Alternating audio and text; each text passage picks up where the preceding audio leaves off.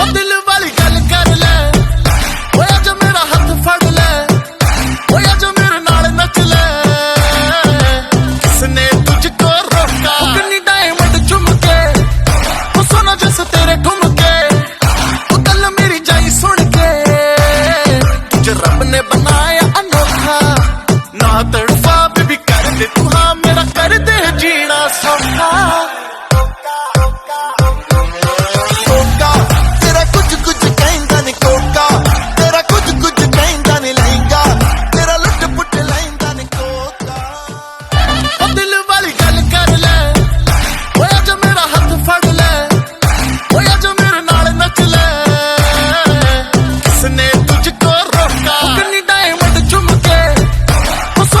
ਤੇਰੇ ਘੁੰਮ ਕੇ,